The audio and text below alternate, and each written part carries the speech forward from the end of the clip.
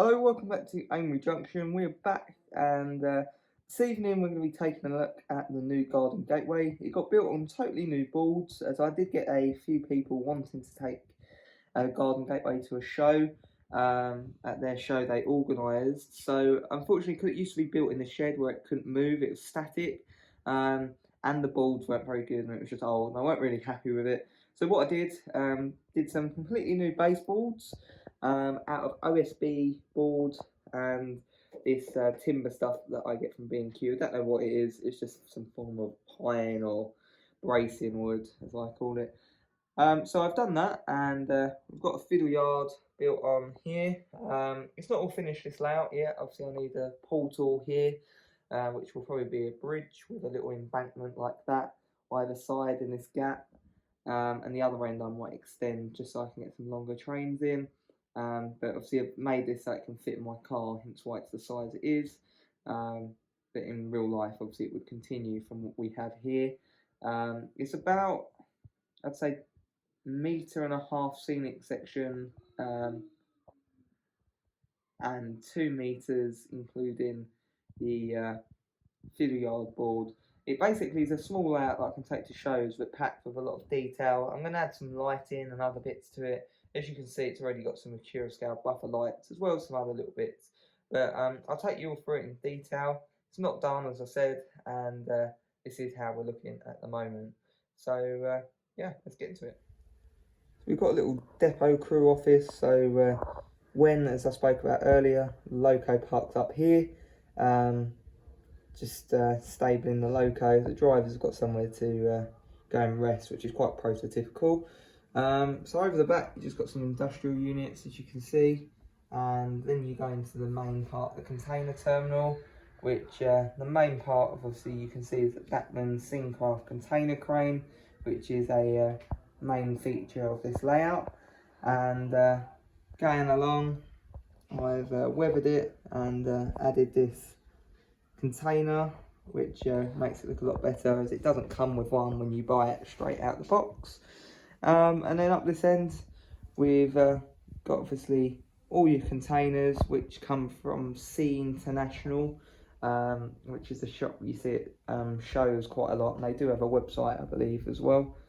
And then at the back behind them, obviously you've just got a normal Pico back scene, which is mainly covered up by all the containers, but nonetheless it does look quite nice behind them all. And then at the moment, obviously I'm a bit limited on space, so I can get it in my car, as I don't always like hiring a van for all my layouts. Some obviously require a van because they're like 10 foot long. This one I've made so it can fit in my car. So if I did extend it, which obviously would go past these buffers, it's got all stuff ready. If I did want to extend it, I easily could.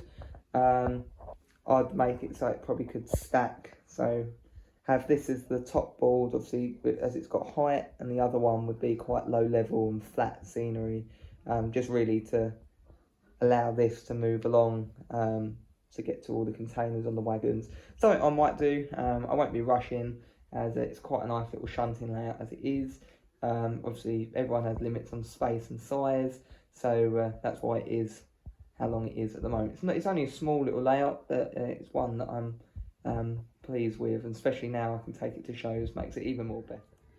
So in terms of the track, it's Pico Code 100 track with streamlined points, just to really get a nice look as the trains are going round. I could have had obviously the smaller ones, which would have gave more space for the actual reception roads for the containers, which are there, but I wanted it to look really nice and not bunched in, which kind of creates this look that it's got a lot more space for these sweeping points, which I like, and you can get some really nice viewing angles through having these points as well. So the track's all weathered by me with my airbrush. So it's used round match sleeper grime and round match roof dirt mixed. So we've got obviously the sleeper grime across the whole area, and certain bits in the forefoot, which is this part of the track in the middle, with the roof dirt, which is more of a black. We've especially got that over on the stabling roads for relief locos, just because obviously locos would be sitting there for a longer period. So at the end we've got some Curacao Rory buffer stops with the built-in lights. These are superb, especially for the value of money, £5 or £6, and you've got the whole buffer, and they're great products, and they do really look cool on a nice modern image depot, or a modern image layout such as this. So in total, that is the new version of Garden Gateway. It's very similar to the old one, just made so it can obviously go to shows, and there's certain bits I've incorporated to keep the same and I've brought across, and certain stuff that's different. It's not obviously finished by no means. It's only small as it is currently.